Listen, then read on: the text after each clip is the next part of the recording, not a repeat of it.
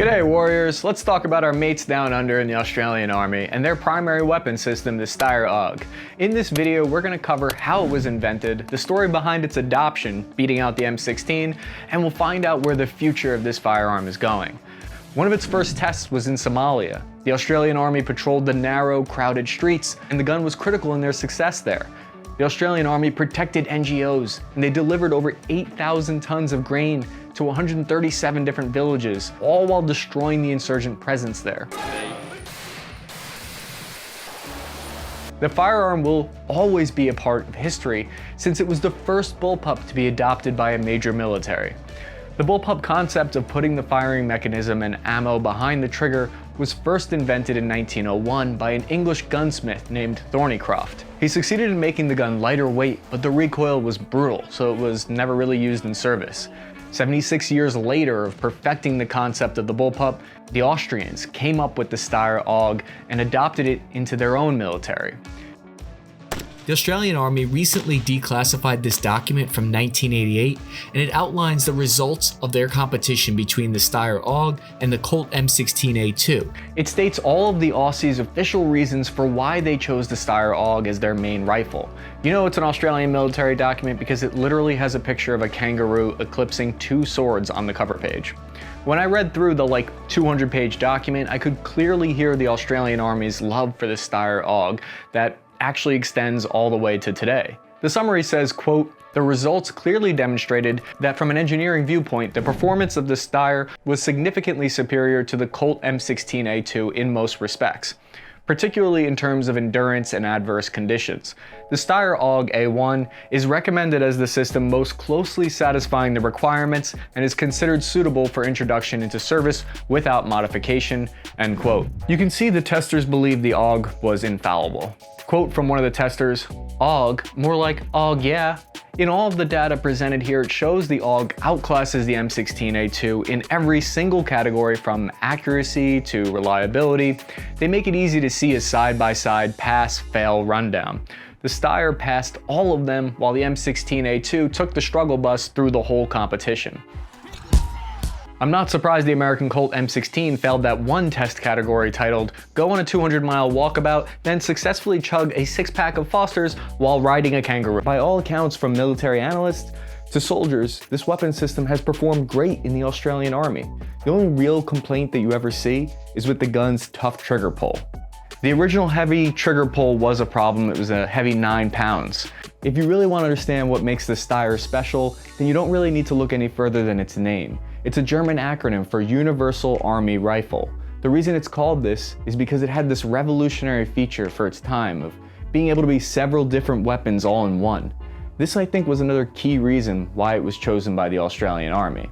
The AUG is considered a modular system, so it could be a submachine gun if you put the 14-inch barrel on, or you could put the heavy barrel configuration on where it had a 24-inch barrel.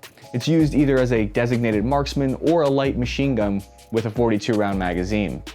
It fires the 5.56 rounds at a muzzle velocity of 970 meters per second, which is faster than the M4. It has a rate of fire of between 700 and 850 rounds per minute. It weighs 7.3 pounds with a 16.5-inch barrel. I also need your help with something here because I'm trying to reconcile this interesting question. If all the data shows that the Steyr AUG Bullpup is way better than the M4, then why do most special forces units around the world use the M4 instead? As with most revolutionary guns of its time, this weapon had some reliability problems when it first went into service, but that was quickly resolved and the gun proved itself formidable in combat during Afghanistan. It's possible though that this initial poor launch turned Australian Special Forces off to the weapon. There are some nutty theories out there on the internet where a handful of people believe it wasn't chosen for its performance, but because of political factors instead. For instance, Colt said that they wouldn't let the Australian Army have the license to manufacture the M16 in their own country, even though it was very important to the Australians. Steyr, on the other hand, offered to let them make the AUG however they wanted, wherever they wanted. There's an interesting claim here that after World War II, Australia really wanted to keep the production of their primary weapon made on their home country's soil like a lot of other countries do today. The idea here is that the Australian Army tipped the scales in favor of the Steyr AUG in this trial competition back in 1988 so that the Steyr would win and they could produce this weapon in-house. But if you look at the document, it basically says that the Steyr AUG blew the M16 away in every category, in various trials and performance tests. The document claims that the AUG barrels will likely survive 20,000 plus rounds, while the M16 will only last 5,000 rounds. This kind of discrepancy in performance seems strange to me because the test performance doesn't line up with what the US Army test data shows about the M16A2 since then. To me, this is an interesting theory, but it could also just be the case that the Australian Army loved the Steyr AUG. It actually was a lot better than the M16A2, and it's just the cherry on top that they could produce this within their own country. The only piece of small evidence that goes against this, though, is that the Australian SF units like the Special Air Service Regiment, they all use the M16, the M4 AR platform, or other traditional guns instead of the Bullpup or AUG as their primary weapon. Why is that? I mean, there was obviously a huge incentive for the Australian Army to keep production in their own country. It makes them not dependent on outside influence and allows them to create a whole military-industrial complex, which I've heard can be sort of profitable. The Australian Army has ever since then been strongly committed to their small arms manufacturing that happens in Lithgow. They've spent over $70 million in equipment and R&D in the past 10 years. Lithgow Arms employs 150 Australians, and the EF-88 weapon that they produce has led to a 95% satisfaction rate in the Australian Army, according to Defense.net. That's an insanely high satisfaction rate. If you want to buy into those weird internet theories, one possible piece of evidence that it could be right is that there's some parts in the document where testers defend aspects of the AUG that are later seen to be negative.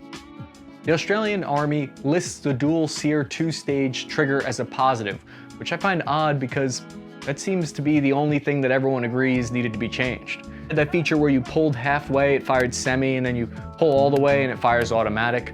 Quote from the document: "It provided with a pull-through trigger system which allows a speedy change from semi-automatic to automatic firing and vice versa." End quote.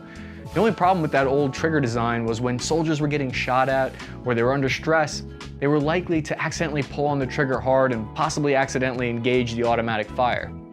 In later versions of the weapon system, they improved on that feature, gave it an ALO automatic lockout, which stops the trigger from being squeezed and accidentally firing automatic. Ever since its adoption by Austria, it's been a war between the bullpup and the traditional rifle concept. France and England shortly after that adopted bullpups as their primary rifles. So is it the case that bullpups are ideal for conventional regular infantry forces but not for special forces? The Steyr is a pioneer in optics. It added a 1.5 times optic, which wasn't common at the time, and it gave it a huge advantage over systems that were running with only iron sights. When you look down the scope, you saw a unique looking black circle reticle, which troops nicknamed the Donut of Death, which sounds like something that would fall out of a dusty old 80s MR8. So maybe the idea that they fudge the tests in favor of the Steyr AUG is clickbait bullshit, and the bullpup in reality is way better than the M16. If you're a fan of the FBTV YouTube channel, the firearms blog like I am, you've probably already seen their great video on this same topic. Or Forgotten Weapons, they have amazing content on all these weapons. You should check those out, obviously, I'm sure you already have. I believe the firearms blog were the ones that they first uploaded this version of this document for everyone to be able to read through, so we really appreciate that. One thing is for sure though, that we can all agree on. This is an iconic weapon that has proven itself worthy in combat, and it's loved among infantry around the world. It's used in over 20 countries as their primary weapon, and the Australians have no plans of switching to anything else in the near future, which means we're gonna keep seeing this gun in movies and video games for ages. So please remember to like this video and subscribe. I really appreciate you guys watching. I noticed that like 80% of you are lurking and not subscribed to Task and Purpose yet, so hit that subscribe button. Also, real quick, follow me on Instagram at CappyArmy for behind the scenes updates. I'm your host, Chris Cappy. I'll see all you warriors next week.